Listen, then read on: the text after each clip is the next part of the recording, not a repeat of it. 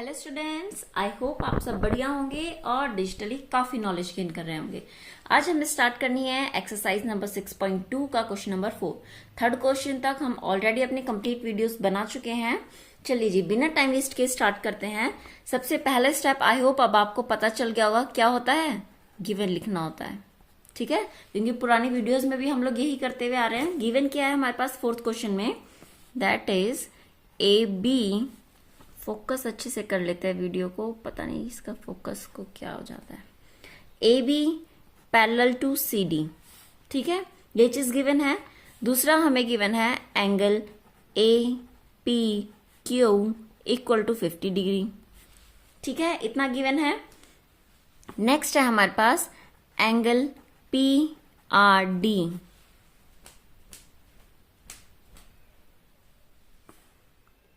P R D equal to कितना 127 degree और ये है 50 डिग्री। चलिए जी, अब देखिए हमें फाइंड आउट क्या करना है। We have to find the value of x and y. यहां लिखा हुआ है फाइंड, क्या है, एक्स एंड वाई, ठीक है। चलिए जी स्टार्ट करते हैं फटाफट। पहले डायग्राम बनाएंगे। आई होप आपने अपने साथ बुक वगैरह सब खोलकर बैठे होंगे, पेन कॉपी सब लेकर बैठिए। डायग्राम देखिए हमारे पास क्या गिवन है। एक लाइन है इस तरीके से जिसका नेम है ए बी, ओके। नेक्स्ट हमारे पास है कुछ इस तरीके से, that is C D, okay. और यहां गिवन है ये चीज ट्राइंगल बना हुआ है। It means this is P, this is Q and this is R, ठीक है। और भी हमारे पास बहुत कुछ गिवन है। क्या कहा उन्होंने, ए पी क्यू इज 50 डिग्री, ठीक है। तो इसका मतलब ए पी क्यू, तो ये वाला जो एंगल है ये हमारे पास गिवन है 50 डिग्री। फिर हमारे पास क्या गिवन था, देखिए जरा अपनी अपनी कॉपीज में, पी आर डी, ये गिवन है हमारे पास 127 डिग्री, ठीक है। एक्स और वाई क्या क्या है, ये जो एंगल है ये एक्स है और दिस वन इज वाई। ये हमारे पास कंप्लीट डायग्राम है। अब देखिए जरा फटाफट कैसे निकालेंगे। सबसे पहले आप मुझे एक चीज बताइए, हमें पता है A B parallel to C D, ठीक है जी। अब पी क्यू एक ट्रांसवर्सल मान ले, तो क्या आपको ये जेड फॉर्म नहीं बनता हुआ दिख रहा है इस तरीके से। और मैंने क्या बताया था, अगर जब कभी भी जेड बनता है तो हमेशा याद रखिए जो जेड के अंदर ये एंगल्स बन रहे होते हैं ये अल्टरनेट इंटीरियर एंगल्स होते हैं और जो हमेशा इक्वल होते हैं। ये देखिए जरा, आई होप आपको दिख रहा होगा इस तरीके से। अगर जेड बनेगा तो इसके अंदर जो एंगल होंगे वो अल्टरनेट इंटीरियर होते हैं। अब इसी तरीके से देखिए ए पी क्यू आर, तो इसका मतलब एक्स एंगल और एंगल 50, ये क्या अल्टरनेट इंटीरियर नहीं है? बिल्कुल है। चलिए लिखते हैं अब बिना टाइम वेस्ट किए। हम यहां लिखेंगे A B parallel to what, C D, that is given, ठीक है, इतना तो गिवन है। फिर क्या होगा, पी क्यू इज ट्रांसवर्सल, ये हमारी कैसी है, ट्रांसवर्सल लाइन है, ठीक है जी। उसके बाद एंगल ए पी क्यू, ये पी है, इज इक्वल टू किसके होगा, एंगल पी क्यू आर के, ठीक है। देख पा रहे हैं आप लोग, ये हमारे पास किसके इक्वल होगा, that is equal to 50 degree. और इसका रीजन क्या रखेंगे, alternate interior angles are equal. ये हमने इसका क्या दिया, रीजन दिया, alternate interior angles are equal, ठीक है। हो गया इतना। इसका मतलब अगर ये एंगल 50 डिग्री है तो ये एंगल भी कितना होगा, 50 डिग्री होगा। अब जरा ध्यान से देखिए, कुछ ये भी तो z बन रहा होगा, उल्टा z बन रहा है, यहां से यहां गए, फिर यहां से यहां गए और इसके बाद यहां गए।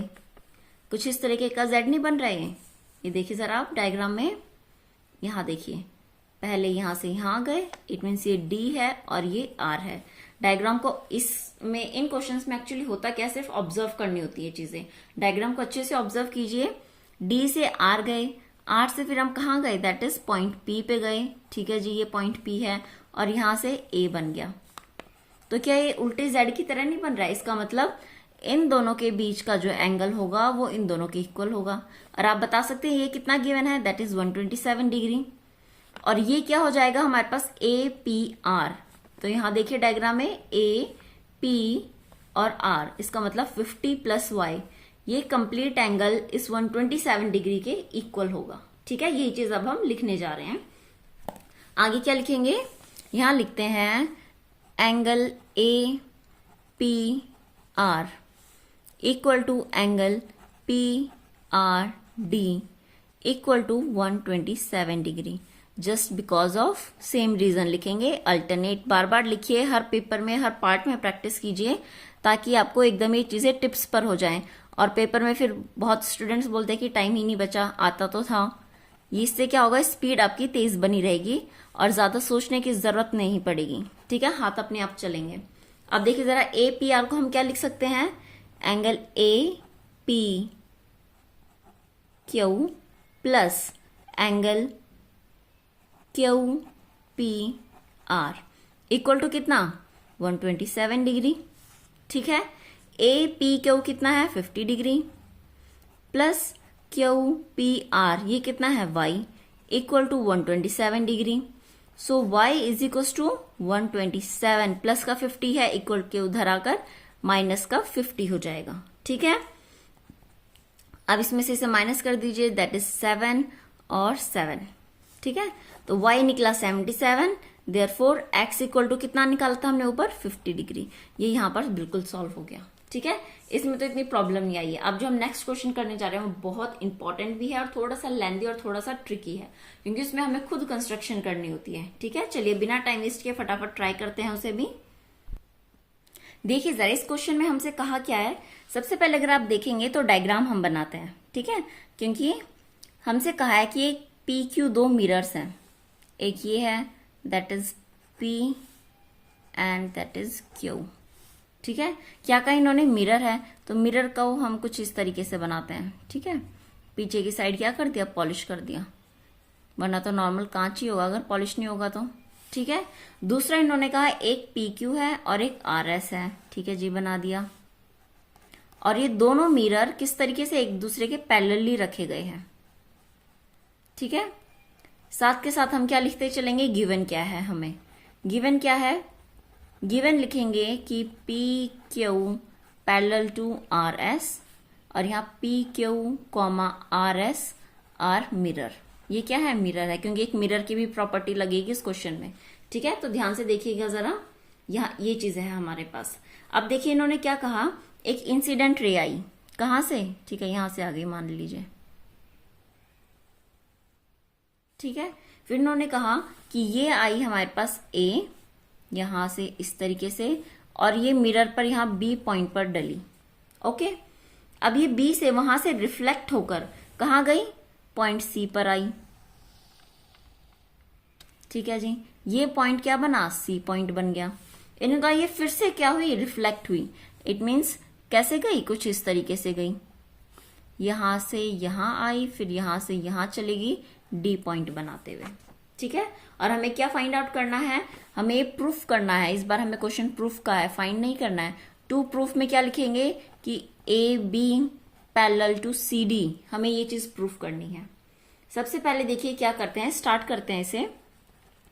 प्रूफ करने से पहले हमें इसमें क्या करना पड़ेगा, कंस्ट्रक्शन करनी पड़ेगी। कंस्ट्रक्शन कैसी बोली उन्होंने, ये देखिए हम क्या करेंगे, सबसे पहले एक चीज कंस्ट्रक्ट करते हैं, एक लाइन यहां पर परपेंडिकुलर ड्रॉ करेंगे। इसे नाम दे देते हैं, चलिए ई कहीं नहीं है ना, ठीक है, ठीक है, इसे हमने नाम दे दिया ई का। ओके, अब यहां देखिए, यहां C पॉइंट से भी मैं क्या करूंगी, एक परपेंडिकुलर ड्रॉ करते हैं और इसे नाम दे दिया F। आई होप ये चीज आपको समझ आई होगी। और वो भी कुछ इस तरीके से कि जो BE है वो पैरेलल है किसके, CF के। अब देखिए जरा, सबसे पहले हम लिखेंगे कंस्ट्रक्शन, ये लिखना बहुत जरूरी है स्टेप। ठीक है, क्योंकि ये हम खुद कंस्ट्रक्ट कर रहे हैं अपने क्वेश्चन को सॉल्व करने के लिए। क्या किया हमने, सबसे पहले लिखेंगे draw BE perpendicular to what, BE किसके परपेंडिकुलर है, मतलब 90 डिग्री बना रही है, दैट इज PQ। ठीक है, बना दिया। ऐसे ही क्या करेंगे, ड्रॉ दूसरी हमने सी एफ बनाई, ये किसके परपेंडिकुलर बनाई हमने, that is R S, R S के, वो भी सच दैट, कुछ इस तरीके से, ठीक है। कैसे बनाई कि जो हमारे पास बीई है वो क्या होगी, B E parallel to C F, इसका मतलब बीई और सी एफ दोनों आपस में कैसी हैं, पैरेलल लाइंस हमने ड्रॉ करी हैं, ठीक है। अब चलिए जरा फटाफट देख लेते हैं कैसे बनाएंगे। अब देखिए जरा ध्यान से, क्या ये आपको Z बनता हुआ दिख रहा है, यहां से देखिए F C B और E, क्या ये कुछ इस तरीके से Z नहीं बन रहा। अगर हम देखें अपने डायग्राम में, यहां से स्टार्ट हुआ F, यहां पहुंचा C तक, देन गया B तक, और B के बाद पहुंचा ये E पर, ठीक है। F C B और E, ये Z बन रहा है, और हमें पता है Z बनते ही क्या बनता है, of course alternate interior angles are equal. It means क्या हुआ, यहाँ के और यहाँ के डायग्राम में अगर हम देखें दोनों को, तो हमारे पास ये एंगल किसके इक्वल मिलेगा, दिस एंगल के, ठीक है। चलिए फटाफट लिख देते हैं। सबसे पहले यही कंस्ट्रक्शन के बाद हमारा क्या होगा, क्या नाम होगा इसका, ई बी सी, यहां लिखेंगे angle E B C equal to what,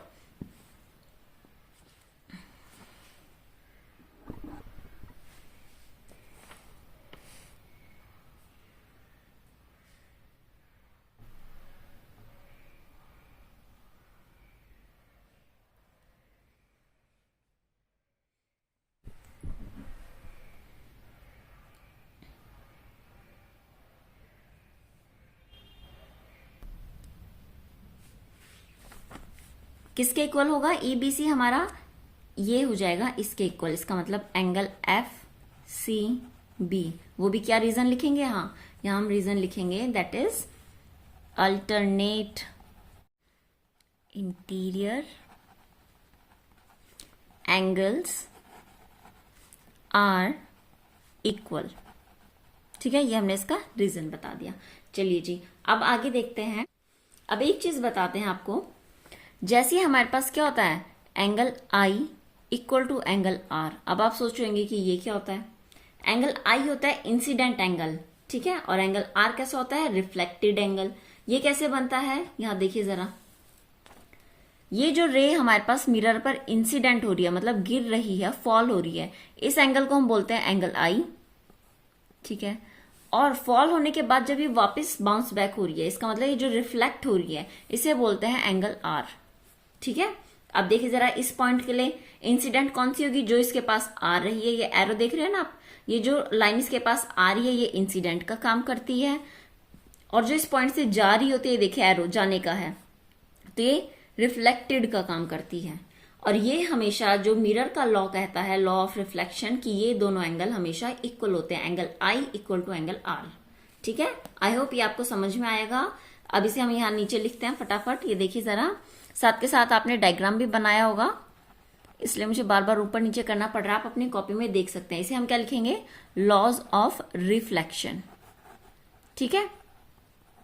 अगर ऐसा है तो फटाफट अपने डायग्राम में देखिए जरा, angle D C F equal to angle what, F C B होगा, ठीक है।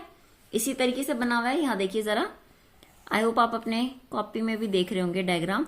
ये हमारे पास डी है, ये पॉइंट सी है, और ये हमारा कितना बना हुआ है, दैट इज पॉइंट बी, ठीक है। और यहां से गया हुआ है एफ, तो देखिए D C F, it means ये आर था और ये कितना था, आई, ठीक है। तो ये दोनों आपस में इक्वल है, ये हमने लिख दिया। फिर दूसरा हमारे पास क्या इक्वल है, दैट इज एंगल कौन कौन से, C B E equal to angle E B A. ये भी same reason, that is laws of reflection की वजह से होगा, ठीक है। आई होप ये आपको समझ में आया होगा। अब देखिए जरा, एक ये इक्वेशन, इसे हमने फर्स्ट मानी, this is what, second equation, and this is the third equation. अब हमें क्या करना है, एड ऑल थ्री। तो लास्ट में क्या लिखेंगे, एड, तीनों को ऐड कर देते हैं, first equation comma second equation and what, third equation, ठीक है। तीनों इक्वेशन को ऐड करेंगे तो देखिए हमें क्या मिलेगा। सबसे पहले एंगल EBC, ठीक है, EBC, फिर क्या है प्लस एंगल DCF, ठीक है जी, प्लस एंगल CBE, ठीक है, और इक्वल टू के जो RHS है वो RHS में ऐड करेंगे, जो LHS में है वो LHS में ऐड करेंगे, ठीक है। राइट हैंड साइड वाले right hand side, left hand side वाले लेफ्ट हैंड साइड। अब देखिए राइट हैंड में कौन कौन से है, FCB, it means angle FCB, plus यहां पे देखिए एंगल FCB, ठीक है, angle FCB, plus angle EBA, angle EBA। अब देखिए इसे हमें मिला क्या, यहां देख पा रहे हैं आप, EBC या फिर CBE, ये दोनों क्या होते हैं, सेम एंगल है, ठीक है। EBC बोलो या CBE बोलो तो हमारे पास क्या हो जाएगा, ट्वाइस ऑफ एंगल EBC, ठीक है। इस एंगल को और इस एंगल को प्लस कर देंगे, ये तो हमारे पास एज इट इज रहेगा, एंगल DCF ये तो किसी से मैच नहीं कर रहा है, equal to FCB plus FCB, इसका मतलब ट्वाइस ऑफ एंगल FCB, इन दोनों को भी प्लस कर दिया और ये एंगल एज इट इज, ठीक है। अब देखिए जरा अपने डायग्राम में EBC, ठीक है, इक्वल है किसके, FCB के, फ्रॉम, या तो आप अपनी फर्स्ट इक्वेशन देखिए, फर्स्ट इक्वेशन से आपको क्या पता चलेगा कि EBC किसके इक्वल है, FCB के इक्वल है। इसका मतलब देखिए जरा, अब हम क्या रखेंगे यहां पे, एंगल ट्वाइस ऑफ EBC, अब ये प्लस में है, इक्वल टू के उधर आकर माइनस में कन्वर्ट, एंगल FCB, और इसे एज इट इज रखेंगे, plus angle DCF, equal to angle इधर कितना बचा, सिर्फ ये वाला EBA। ये थोड़ा सा कंफ्यूजन भी है और थोड़ा सा लेंथी भी है, बट आप अगर इसे बार बार देखेंगे, रिवाइज करेंगे, अच्छे से समझेंगे तो आपको समझ में भी आ जाएगा, ठीक है। एक बार नहीं समझ में आया तो वीडियो थोड़ी रिवाइंड कीजिए, फिर से कीजिए और एक बार खुद से प्रैक्टिस करके देखिए, तब ज्यादा बेहतर समझ में आएगा आपको, ठीक है। अब देखिए हमें पता है ये दोनों एंगल इक्वल है, तो इक्वल है और प्लस का साइन यहाँ और माइनस का साइन यहाँ, तो इसका मतलब कैंसिल हो जाएंगे, ठीक है। कितना बचा, एंगल DCF इक्वल बचा एंगल EBA के, ठीक है, इतना निकल गया। अब यहां देखिए जरा, अब सबसे इंपॉर्टेंट लाइन आती है हमारी, क्या देखते हैं। ये देखिए जरा, जो हमारा डायग्राम था वो कुछ इस तरीके का बना हुआ था, ठीक है। ये यहां पर ये लाइन थी, वरना मुझे बार बार पेज ऊपर नीचे करना पड़ेगा, आपने बट कॉपी में ही बनाया होगा, ठीक है, तो आपको आराम से दिख रहा होगा। ये देखिए जरा, बट मुझे समझाने के लिए क्या करना पड़ेगा, फिर से बनाना पड़ेगा। ये है, ये पॉइंट C है, ये पॉइंट D है, और ये हमारे पास B पॉइंट था, and this is the A point. यहां से हमने क्या ड्रॉ किया था, एक परपेंडिकुलर ड्रॉ की थी, दैट इज पॉइंट E की, और यहां से ड्रॉ की थी, दैट इज F, ठीक है जी। अब देखिए जरा क्या निकला हमारे पास, DCF,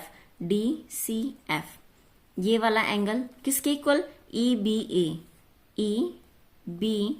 इट मीन्स इसके, ठीक है। और ये एंगल तो हम ऑलरेडी कर चुके थे पहले से ही कि ये दोनों आपस में इक्वल है, ठीक है, कौन से, FCB वाले। अब देखिए जरा, यहां फिर से लिखेंगे, ये कौन सी इक्वेशन थी, from first equation. First equation देखिए क्या रखी हुई थी हमने, फर्स्ट इक्वेशन हमने रखी थी एंगल FCB इक्वल टू किसके, एंगल EBC के, ठीक है। फर्स्ट इक्वेशन यही थी हमारी, फर्स्ट इक्वेशन ही सबसे इंपॉर्टेंट है क्योंकि वही हर जगह यूज हो रही है। अब हम क्या करेंगे, यहां से लिख देते हैं ऐड बोथ। अब इन दोनों को ऐड कर दीजिए, इस वाली को भी और इस वाली को भी, क्या मिलेगा, एंगल DCF प्लस यहां से और ये वाला angle FCB equal to angle EBA plus angle EBC,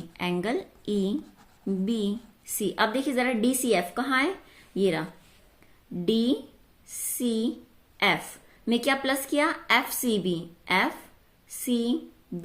तो क्या कंप्लीट एंगल नहीं बन गया हमारा, ठीक है। इसका मतलब इसकी प्लेस पर हम क्या रखेंगे, एंगल DCB इक्वल टू, इसी तरीके से देखिए EBA कहां पर है, EBA B A, it means ये वाला एंगल, इतने एंगल की बात कर रहा है। फिर है plus E B C, E B C में हमारे पास ये एंगल आएगा, तो ये कंप्लीट एंगल हो गया।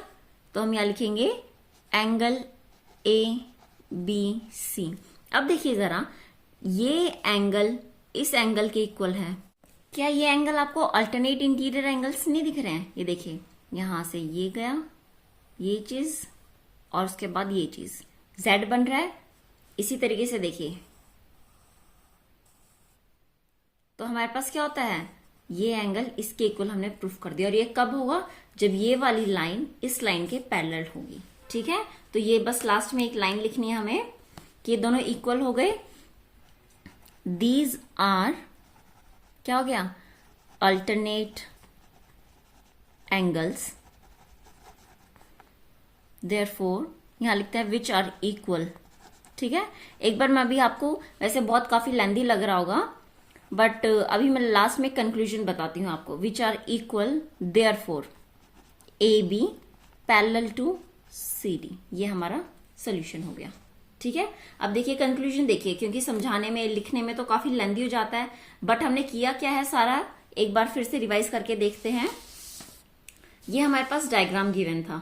ठीक है, हमने सबसे पहले क्या किया, सबसे पहले हमने देखा कि ये वाला एंगल इस एंगल के इक्वल था। ये चीज हमने बताई, this angle is equal to this angle. क्यों? क्योंकि हमने सी एफ और बीई को पैरेलल कंस्ट्रक्ट किया था। ठीक है, तो alternate interior angles are equal, it means this angle, ये कंप्लीट एंगल इस एंगल के इक्वल। फिर हमने नेक्स्ट स्टेप क्या किया, हमने कहा कि angle I equal to angle R होता है। ठीक है, फिर हमने क्या किया कि this angle is equal to this angle, laws of reflection की हेल्प से, लॉज ऑफ रिफ्लेक्शन की ही हेल्प से हमने इस वाले एंगल को इस वाले एंगल के इक्वल बताया। फिर तीनों को हमने क्या किया, ऐड कर दिया। ठीक है, सबसे पहला step, this is equal to this angle, alternate interior angles are equal. उसके बाद लॉज ऑफ रिफ्लेक्शन की हेल्प से ये वाला एंगल इसके इक्वल और ये वाला एंगल इसके इक्वल। फिर हमने तीनों इक्वेशन को ऐड कर दिया। सारा का सारा ऐड करने के बाद हमें मिलता है कि ये वाला एंगल, ठीक है, ये वाला जो इतना एंगल है, this angle is equal to this angle. ये मिला हमें लास्ट में तीनों इक्वेशन को ऐड करने के बाद, और सब्ट्रैक्ट, माइनस, काटा वाटा सब। ठीक है, फिर क्या किया हमने, इस एंगल में इस एंगल को ऐड कर दिया तो एक कंप्लीट एंगल बन गया, और इस एंगल में इस एंगल को ऐड कर दिया तो एक कंप्लीट एंगल बन गया। और हमें पता है ये पूरा क्या है, alternate interior angles are equal. और ये तभी पॉसिबल है जब ए बी और सी डी पैरेलल होंगे। ये था सारा का सारा कंक्लूजन। आई होप आपको समझ में आया होगा। नहीं आया तो वीडियो रिवाइंड कीजिए, थोड़ी सी और मेहनत कीजिए, खुद से प्रैक्टिस कीजिए, फटाफट आपको जल्दी आ जाएगा।